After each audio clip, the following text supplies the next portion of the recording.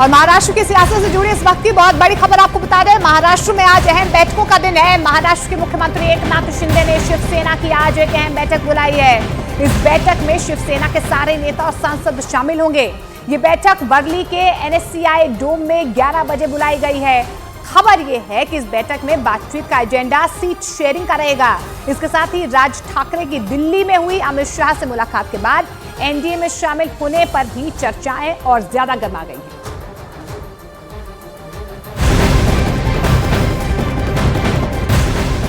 और इस बीच महाराष्ट्र की सियासत से जुड़ी एक और बड़ी खबर आ रही है। एनडीए में शामिल होने से पहले राज ठाकरे ने MNS नेताओं की अहम बैठक भी बुलाई है। इस बैठक में दिल्ली दौरे के दौरान गृह मंत्री अमित शाह के साथ बैठक में हुई बातचीत को लेकर राज ठाकरे अपने सभी नेताओं से चर्चा करेंगे।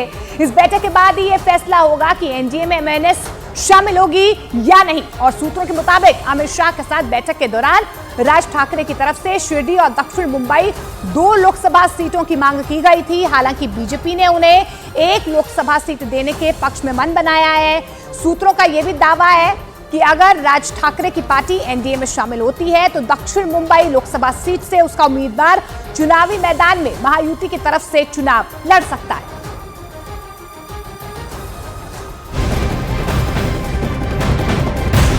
और इस बीच आपको बता दें, महाराष्ट्र में महाविकास अघाड़ी से जुड़ी है बड़ी खबर सामने आ रही है। महाराष्ट्र की 48 लोकसभा सीटों पर सीट शेयरिंग फॉर्मूले की आज महाविकास अघाड़ी घोषणा कर सकती है। बड़ी खबर सूत्रों से मिली जानकारी के मुताबिक महाविकास अघाड़ी के बड़े नेता शरद पवार, उद्धव ठाकरे और कांग्रेस के नाना पटोले आज एक प्रेस कॉन्फ्रेंस के जरिए सीट शेयरिंग और उम्मीदवारों के नामों का आधिकारिक ऐलान कर सकते हैं। हालांकि इसमें वंचित बहुजन अघाड़ी के अध्यक्ष प्रकाश अंबेडकर इसमें शामिल होंगे या नहीं होंगे, इस पर अब भी सस्पेंस बरकरार है।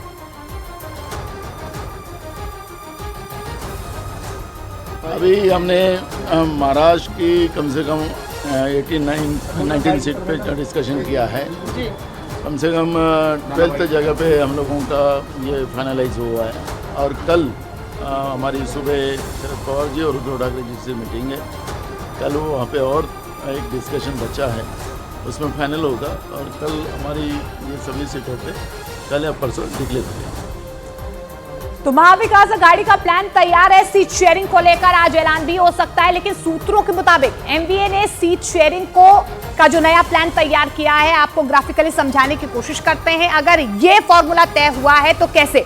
तो शिवसेना के उद्धव गुट को 23, कांग्रेस को 15, शरद गुट को 6, प्रकाश अंबेडकर अगर आते हैं या नहीं आते हैं, इस पर सस्पेंस बरकरार है। तो इस तरीके से जो है फॉर्मूला, यानी कि 4 सीटें उनके खाते में जा सकती हैं। शरद पवार की एनसीपी गुट 6 और वंचित बहुजन अघाड़ी 4 सीटों पर लड़ेगी। अगर प्रकाश अंबेडकर एमवीए के साथ नहीं आते हैं तो उद्धव गुट 23, कांग्रेस 18 और शरद पवार गुट 7 सीटों पर चुनाव लड़ेगी।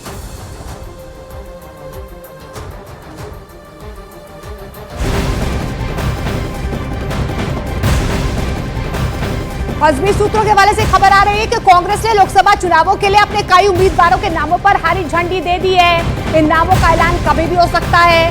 कांग्रेस की केंद्रीय चुनाव समिति ने गुजरात की 10 सीटों, महाराष्ट्र की 7 सीटों और राजस्थान की 7 से 8 सीटों पर अपने उम्मीदवारों के नाम लगभग तय कर लिए हैं। महाराष्ट्र के सोलापुर से पूर्व गृह मंत्री सुशील कुमार शिंदे की बेटी प्रणिति शिंदे का भी नाम तय माना जा रहा है। वहीं भंडारा गोदिया से नाना पटोले का नाम लगभग तय माना जा रहा है। खबर यह भी है कि अकोला से अभय पाटिल और नांदेड़ लोकसभा सीट से वसंतराव चौहान के नाम पर मुहर लग रही है।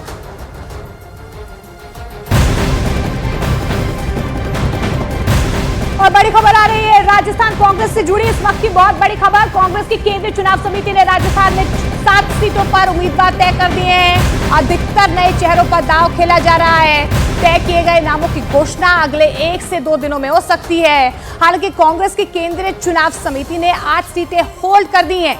इनमें से 3 सीटों पर फैसला गठबंधन कमेटी करेगी, यानी कि सीटें गठबंधन के लिए छोड़ी जा रही हैं।